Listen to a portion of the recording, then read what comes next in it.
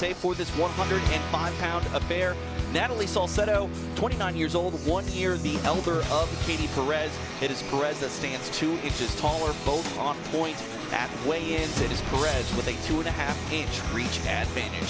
For our official introductions of this atomweight fight, here is Joe Martinez. Well, fight fans, we are set to go with the next fight tonight. 3 rounds, this in the atomweight division. Introducing to you first, fighting out of the blue corner. She's a Brazilian Jiu-Jitsu practitioner standing 5 feet even. Weighing in officially 106 pounds tonight, she makes her professional debut. Fighting out of Colorado Springs, Colorado, here is Natalie Salcedo! And across the cage, her opponent fighting out of the red corner. This mixed martial artist stands 5 feet 2 inches tall. She weighed in 105 pounds and in 3 fights holds a record of 2 victories with 1 defeat. Fighting out of Greensboro, North Carolina, here is La Máquina Asesina, Katie Perez.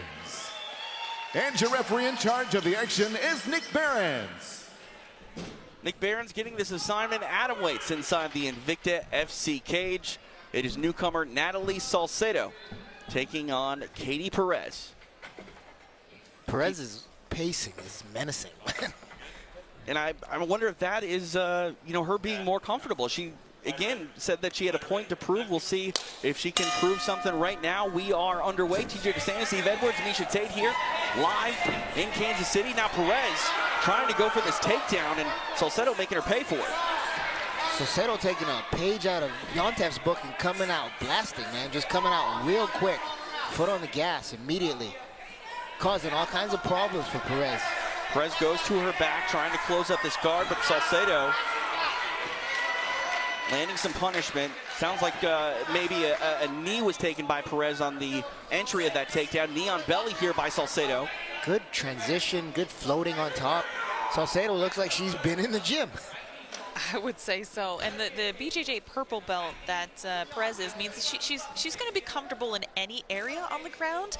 However, it's generally just not preferable to be stuck on the bottom, especially when you have somebody so aggressive like Salcedo. You know, she is a woman who's not just going to look to hold. She's going to hold till she gets the position, and then she's going to drop a lot of damage. Knee on belly again by Salcedo. Working to the mount. Beautiful knee right position. We don't see that enough, utilized enough in MMA. But here, Salcedo's doing a great job of doing that. Hard right hand there. Perez able to recover and get this half butterfly. Now maybe trying to work a rubber guard. Yeah, she looked like she was trying to set up a leg lock in that transition, but that shot, that big punch changed everything. Now stacking in the guard and trying to pass his Salcedo. Beautiful hip transitions by Salcedo. You know, she purposefully went to the cage. She obviously feels like that will benefit her to pin. You know, a lot of times when you want ground and pound, that's where you want to be. You want to be able to pin the head and the back and the feet of your opponent, just as you see here, those hips coming into play, allowing no movement for Perez to be able to escape the damage and the onslaught coming down from Salcedo. You're really comfortable here in this ground and pound position is Natalie Salcedo. Trying to initiate a scramble, though, is Perez. Now in on this left leg attack. Working for the leg. Salcedo spinning out of it. Nice position here, staying on top. Look at that, great floating in the position. Obviously, Perez would have liked to have gotten that leg lock, but wasn't able to get the moral victory of inducing a scramble and getting out of danger here with Salcedo. I think Perez needs to decide, does she want to work an escape that keeps Salcedo close, or does she want to work an escape that keeps her far?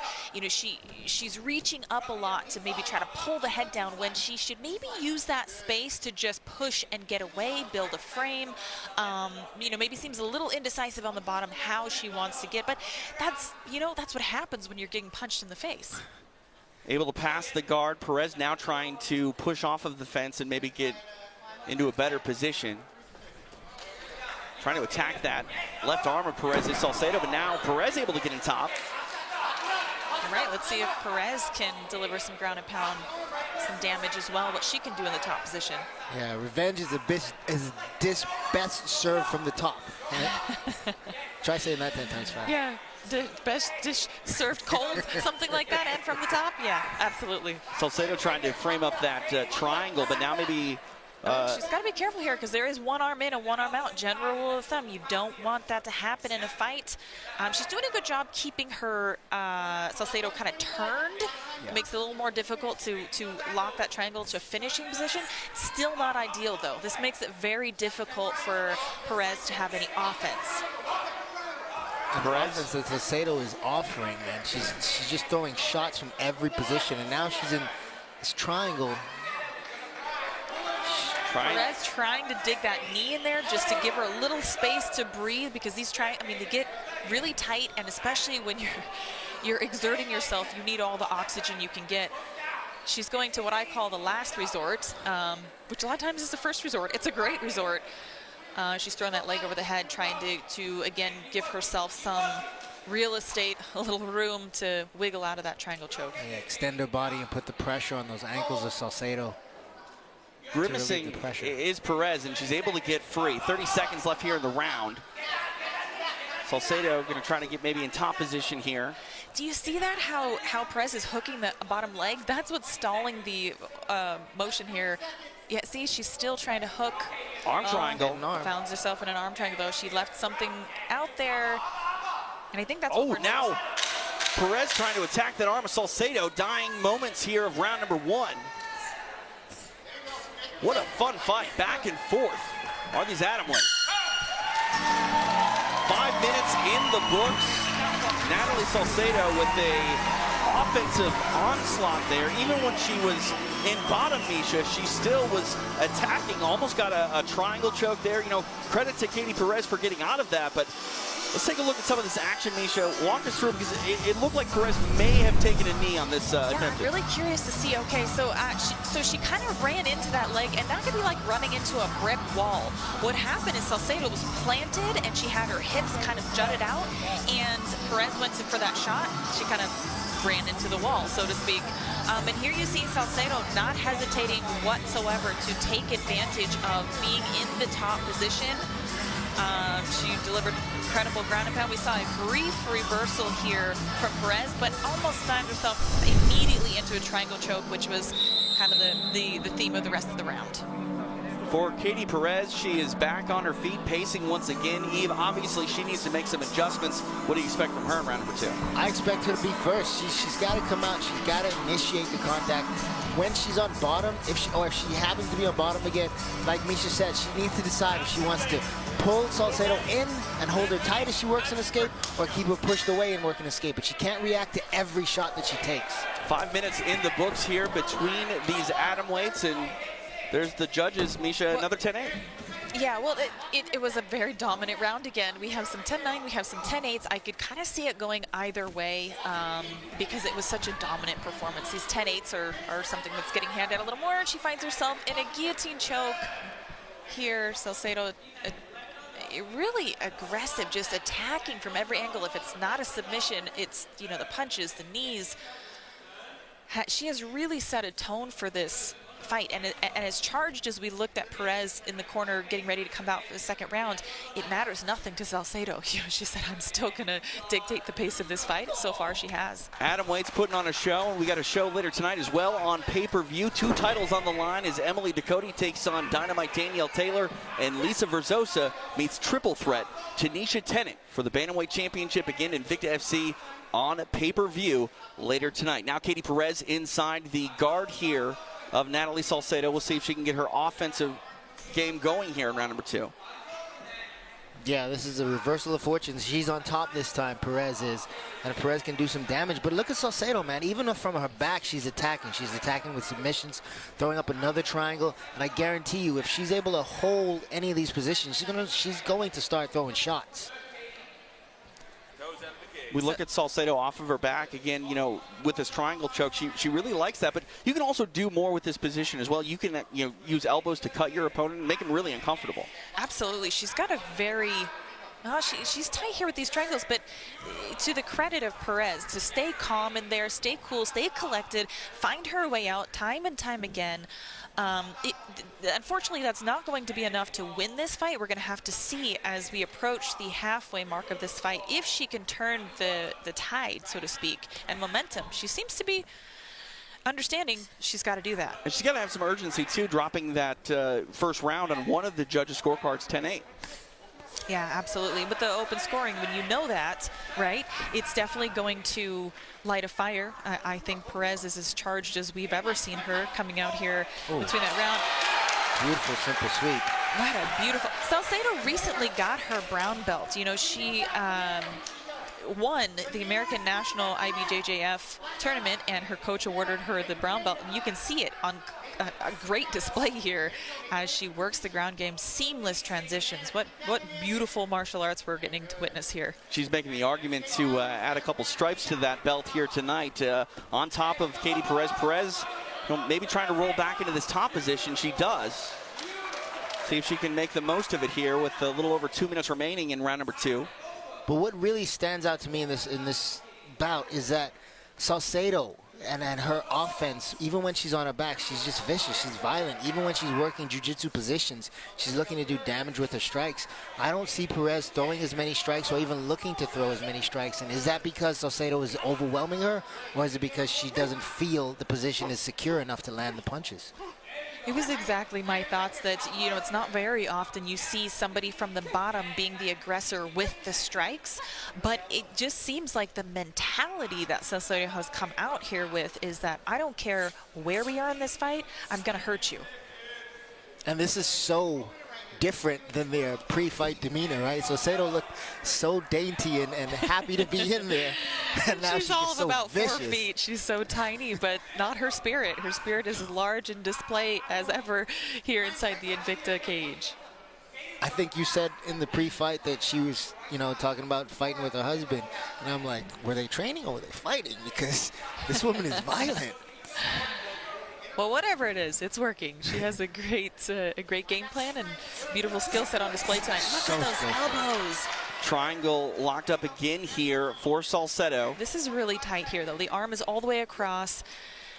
She's delivering a lot of damage. Now, we see here that Perez is turning, but she's turning into it in a way to make it tighter. I think it's an effort to try to get her to clear her arm back to the other side and give her a little more space, but it's playing with fire a little bit here. Less than 30 seconds remains here in round number 2, but it's a long time to eat these elbows in this triangle choke position for Katie Perez. Salcedo sticking with this pressure and really making Perez uncomfortable here in the dying moments of round number 2. You know, this choke looks tight, but I think it may not be finished because both of these women are so small. At 105 pounds, they're little, so the hole that she's holding that triangle in, it's still a little bit of space to breathe. But it's painful and uncomfortable for sure. Now, I think Salcedo almost didn't want to finish it, though. Isn't that odd to say? It seemed like she's enjoying herself in there. She's delivering the ground and pound. I mean, it's crazy, but if she would have pulled on the head, I would make an argument that she could have finished it. She's a brown belt. Yep. She has to know that, but she wanted to go for the ground and pound. Let's take a look at some of the action here. Misha, walk us through this takedown here. Well, Perez there kind of slipping, getting stuck a little bit under the bottom, and then, Salcedo. And then Salcedo getting the reversal here. This is a beautiful textbook sweep. Look at the power in those hips. I mean, she had it timed just perfectly. She ends up in the mount. Again, looking to deliver damage in whatever position she's in. She's pulling the elbow there, you see, so she can clear room to lock her ankles. I mean, this is high-level techniques that you don't see unless we can slow it down and zoom in on the action, but it's truly a testament to her brown belt skill set and how she's translated it so beautifully to MMA. 10 down, 5 to go between these atom weights, and later tonight we are live on pay-per-view with 2 titles on the line as Emily Ducote takes on Danielle Taylor for the strawweight crown, and the bantamweight title up for grabs when Lisa Brazosa takes on triple threat Tanisha Tennant. TJ DeSantis, Eve Edwards, Misha Tate live here for our prelims on Access TV. Natalie Salcedo kicking Katie Perez in on the takedown there, and again, firmly in control on the judges' scorecards is Natalie Salcedo, and firmly control in this round, getting top positioning.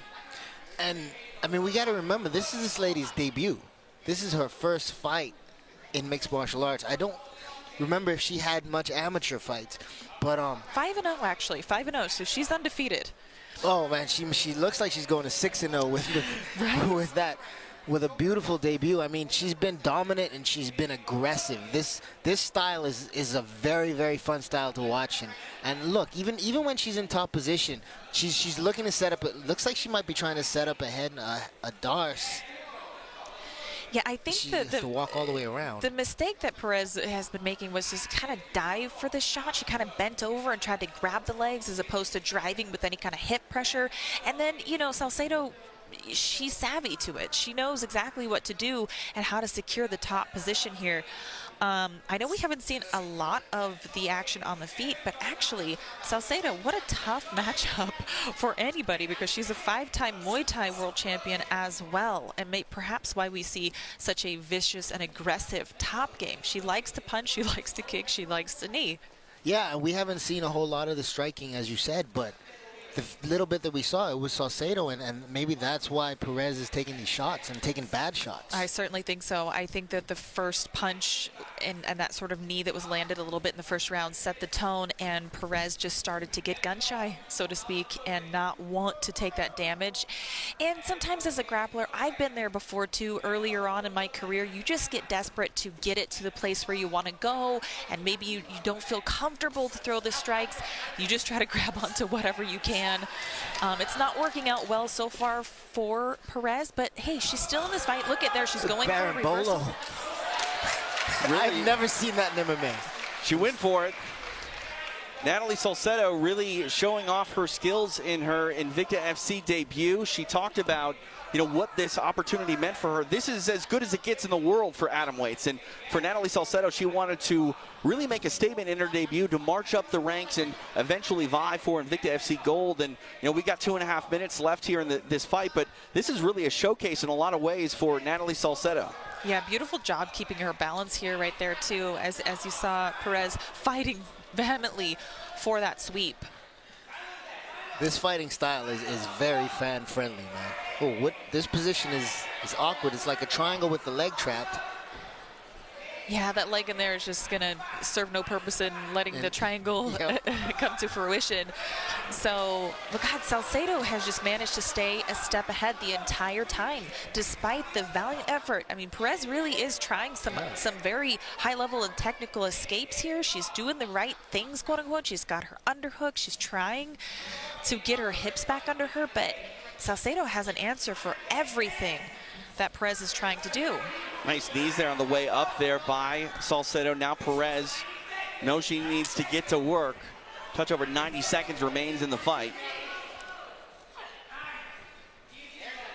You know, for Perez, it's really pick your poison with Salcedo, because you mentioned that Muay Thai experience as well. She's a brown belt in Brazilian Jiu-Jitsu. So Perez, you know, really not finding much success. But now with this guillotine, but Salcedo able to get free, now working a leg lock of her own. Salcedo is just so incredibly comfortable in there. It just, there's no surprises that Perez can come with. I mean, we're like, wow, look out there. Oh, you know, Salcedo's figured it out already.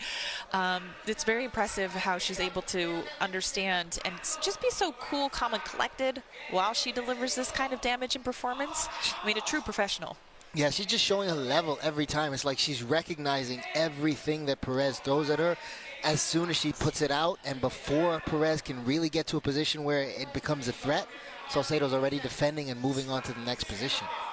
And also credit Salcedo, when Perez does have a leg lock or anything like that that induces a scramble, she's shutting that down as well. Certainly. As I mentioned, Perez is you know, she's trying a lot of high-level movements here. She's not really doing anything wrong per se. It's just that Salcedo is just levels ahead. Settling inside here. Coming up on 10 seconds remaining in this third and final round.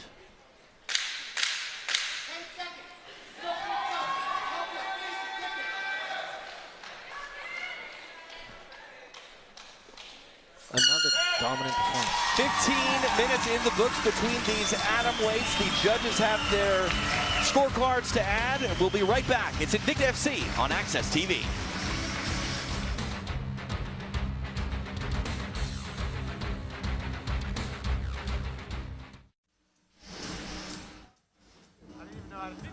In the books between these atom weights, the judges will have to tally their 10s and 9s. We already know which way they're going, but I cannot talk highly enough about the performance of Natalie Salcedo tonight. She had wanted this Invicta FC debut for a very long time. She had campaigned for it, got that contract in October, had to wait. It wasn't the most ideal of times to take this first fight in the middle of a move, but you couldn't tell she had any sort of issues at all preparing for this fight because she looked as good as she could. No, she lived up to the billing. I mean, she was debuting, but she looked like a seasoned veteran out there. She was dominant in all positions, and anytime she ran into anything, she just shut it down very quickly, made it look like it was something that was of no concern to her. It's difficult for Katie Perez as well, Misha, because like you said, it's not that she did much wrong. It was that she wasn't able to do much because Salcedo just had this offensive momentum that she never really let go of during the fight. I was really impressed with Salcedo's scrambling ability, the ability to stay on top as much as she did. She just, I mean, I have to say, she was born to do this. She was certainly born to be a fighter, and here she is shining on one of the biggest platforms globally for women, especially in the atomweight division. So, you know, hats off to her. What a stellar performance. She definitely wanted to make a statement in her atomweight and Invicta FC debut, and that's exactly what she did. We've got a lot of talented 105-pound fighters here in this promotion, and they're all paying attention to a new name after tonight, and that's Natalie Salcedo. Man, that atomweight, that was a heavyweight statement. I mean, she, yeah. that was beautiful. I'm a fan now. I mean, you've seen it all, Eve. You're seeing things for the first time in this fight with that Baron-Bola. Like, Natalie Salcedo, she's got some tricks, some high-level tricks. Yeah, who does that? Natalie Salcedo. There you go. There you have it, man. She's definitely my favorite atomweight, and she's moving up the list. She fights one more fight like that, she'll be in my top 10. Well, that's some pretty great compliments coming from the Thug Jitsu master over there.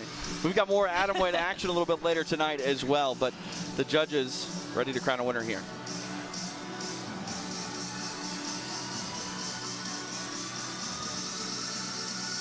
We're back here in Kansas City. Atomweights have gone to war for 15 minutes to find out our winner. Here is Joe Martinez. Well, fight fans, after 3 rounds, we go to the judges' scorecards. The totals are 30-26, 30-26, and 30-27. All for your winner by unanimous decision, Natalie Salcedo! Natalie Salcedo getting it done via unanimous decision in her Invicta FC debut.